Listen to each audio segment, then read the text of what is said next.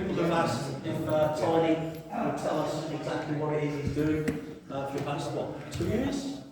For the past 2 years you've been doing this? Yeah, about 18 months now. It's, I'll leave you with Tiny. the first question people normally ask is why. It's a big journey.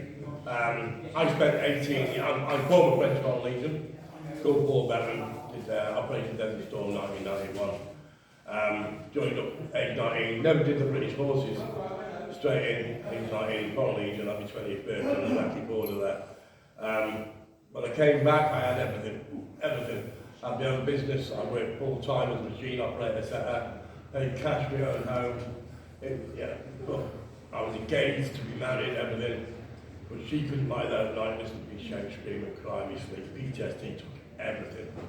And then I spent 18 years as a veteran on the street. 5 years ago, I was found hanging from a rope, unconscious. And it's the small CICs that I'm helping with. It's not the big ones where the man's trying to get paid thousands and thousands of pounds.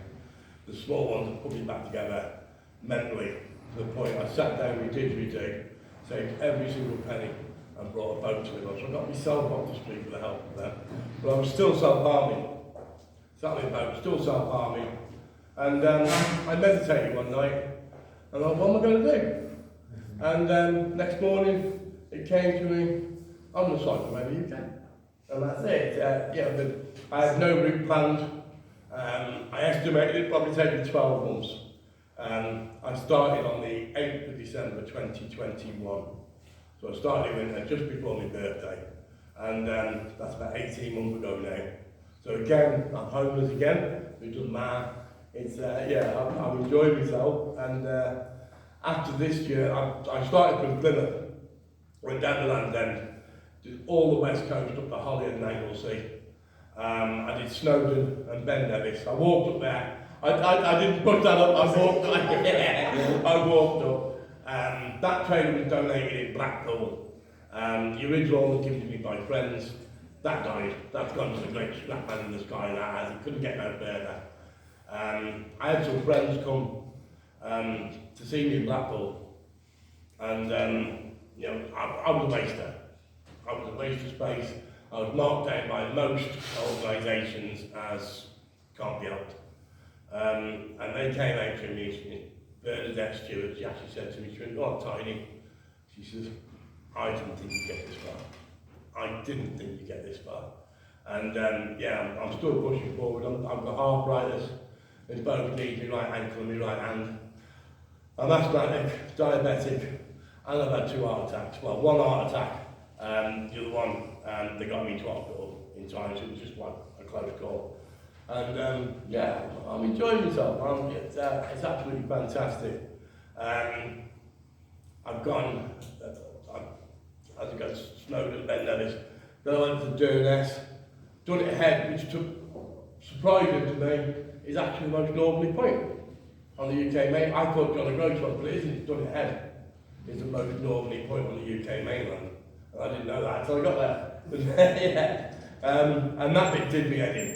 Because I've got to the point where John O'Groats is there and he's saying me it's 7 miles away. But then as I turn into the head, John O'Groats is getting 40, further away, she's like 10 miles away. And then 14 miles away, oh no. But it's been fun. And I've come down from John O'Groats in the end, through Wick, all down the east coast. I couldn't go through the Tyne Tunnel. It won't be. That's like nearly half a ton train I've got there. Pulling down a normal push bike. And so I had to go up to Newcastle, then up to Washington. Then a friend I hadn't seen for years invited me down to Skipton, so I've gone there. And then Tommy's Lounge, which is in Huddersfield, it's totally the other direction. And to come on, Tiny, we want to see, and I donate my original belly to them. This is a replacement that one of the veterans on the group got me. She's like, "Tiny, you can't do this without a belly, mate." And I've gone through Bradford. Has anybody been to Bradford? Yeah. It is a horrible. Yeah.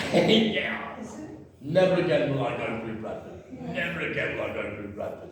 And then, yeah, Huddersfield, then I had to go all the way back up to Whitby, pick some supplies up. I'm self-funded in this, self-supported. So people just give me supplies on route. My next supply drop is Mike at the veterinary treatment in Chichester. He can look after me there a little bit. And yeah, I've just added again to the journey now. I was like 230 miles from finishing back in Plymouth.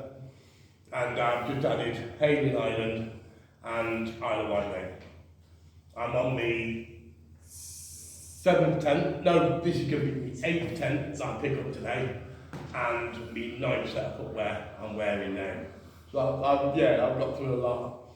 Don't ask me how many punches I've had, how many wheels I've had to get. It's just like, they're actually calling the push bike triggers Broom at the moment. Is it the same? The only original part is the frame. That's it. Yeah. Oh, it's like, what's his name's Broom, is it?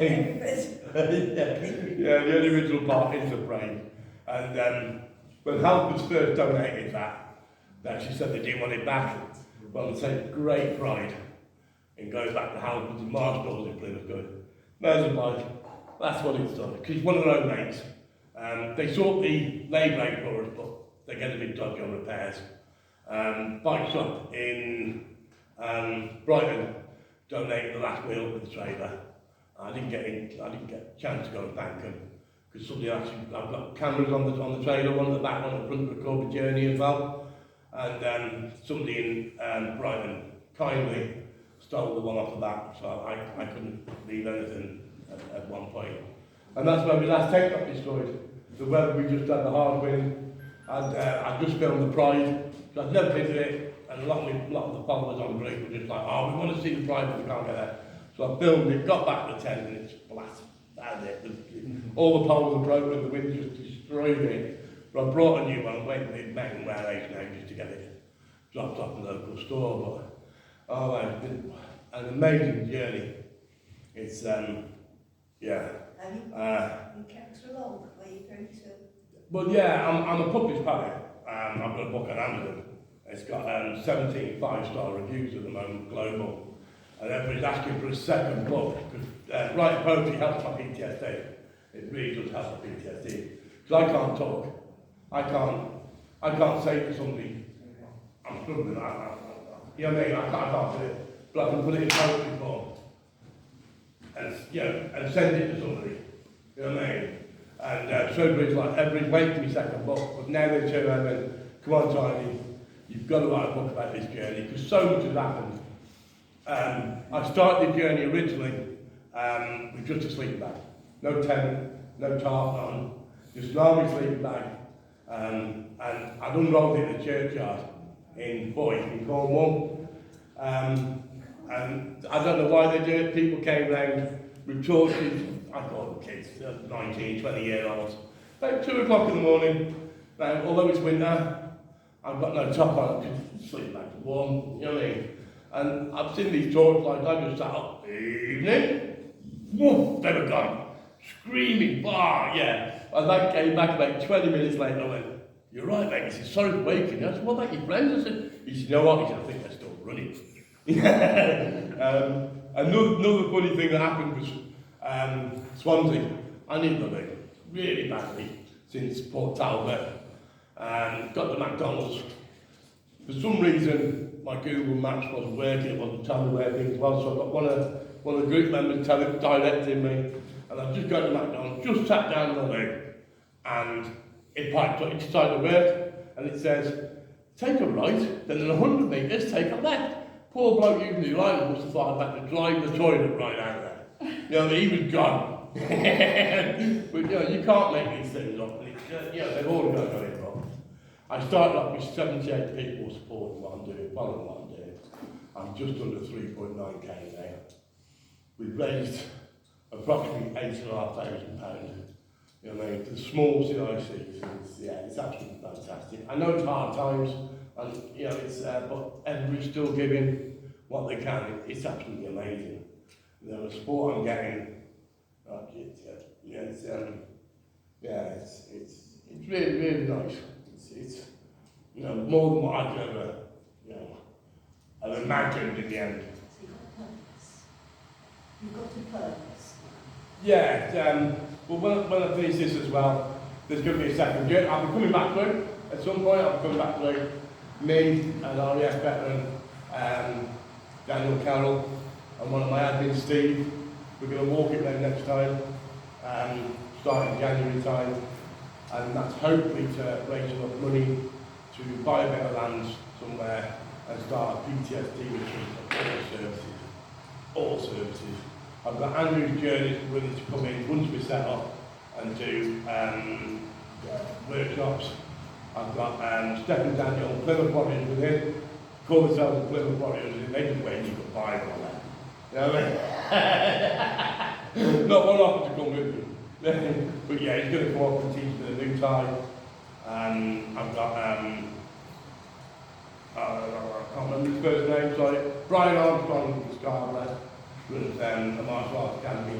He's going to come and do some workshops, and yeah, I'm just going to get the land, raise the cash, buy the land, and yeah, we'll have another PTSD retreat, and hopefully we can stop some veterans going away. I try to help. I'm more than totally deaf, sorry about that. Thank you.